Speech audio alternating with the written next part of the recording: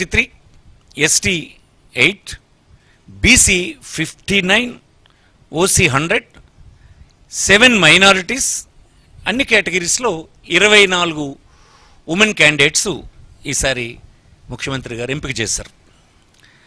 ఇది significant increase. ఇది నేను ఇప్పుడే చెప్పాను, దానికి మాటలు లేవు. ఎప్పుడు అసలు రాష్ట్రంలో ఎప్పుడు ఎన్నడూ స్వాతంత్రం వచ్చిన తర్వాత లేదు.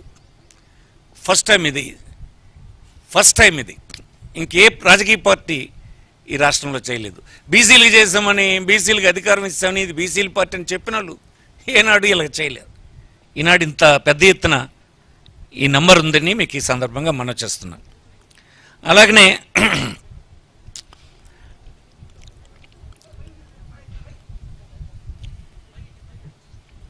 మైనారిటీ కమ్యూనిటీస్లో ఇంతకుముందు కంపేర్ చేసుకుంటే for SC, ST, BC, minority communities కలిపి 7 సీట్స్ని 19తో కంపేర్ చేసుకుంటే 7 సీట్స్ని ఇంక్రీజ్ చేశాం. అలాగే 5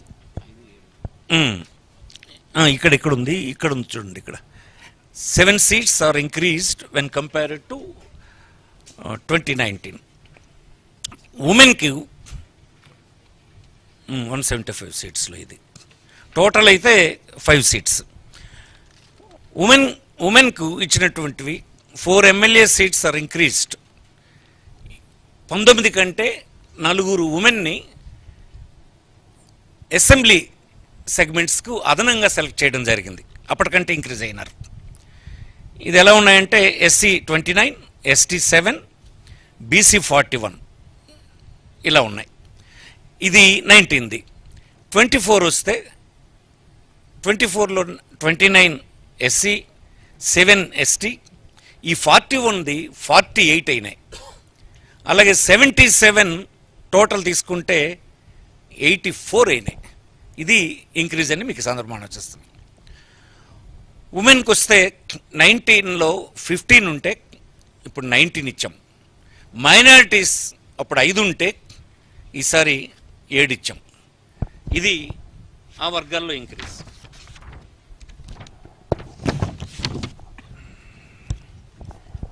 ఇరవై 25 ఎంపీ సీట్స్లో 4 సీట్స్ ఇంక్రీజ్ చేశాం. ఇది 2019లో ఇచ్చిన దానికంటే 4 ఎంపీ సీట్లు ఇంక్రీజ్ అయినాయి. ఉమెన్కి ఇచ్చినప్పుడు 1 సీట్ ఎంపీ సీట్ని 19 కంటే ఇంక్రీజ్ చేసి ఇవ్వడం జరిగింది.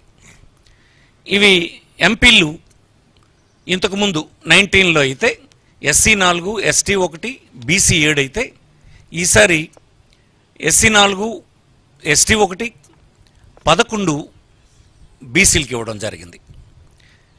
ఇంత ఇంక్రీజ్ ఎంపీస్లో ఈసారి ఉందని మీకు ఈ సందర్భం మనం చేస్తున్నాం. ఉమెన్లో అప్పుడు 19లో 5 ఇవ్వడం జరిగింది ఎంపీస్ వరకు వస్తాయి.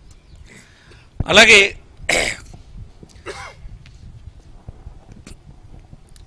11 MLAs, MP seats are increase అయినాయి.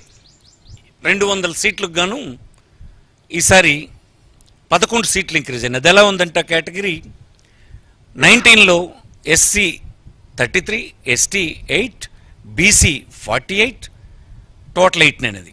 ఈసారి 33 ఎస్సీ, 8 ఎస్టీ, 59 బీసీ, టోటల్ 100 అయినాయి. అంటే 11 సీట్స్ ఇంక్రీజ్ చేశారు ఉంది. అలాగే ఉమెన్లో కూడా ఉమెన్ అప్పుడు 19 ఇస్తే ఇప్పుడు 24 ఇచ్చాం. మైనారిటీస్లో అప్పుడు 5 ఇస్తే ఇప్పుడు 7 ఇచ్చాం.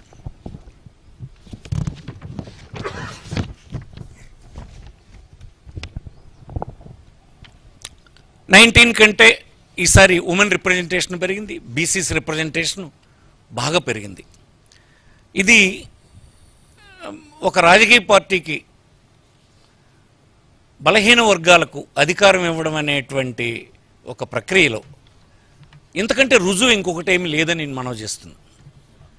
ఏదో కారణం పెట్టి తప్పించి రాజ్యాధికారానికి రానివ్వకుండా చేసే ఇతర రాజకీయ పార్టీలకి వైఎస్ఆర్ కాంగ్రెస్ పార్టీకి ఉన్నటువంటి వ్యత్యాసం ఇదని ఈ దేశంలోని పౌరులు, ఈ రాష్ట్రంలోని పౌరులు ముఖ్యంగా అర్థం చేసుకోవాలని ఈ సందర్భంగా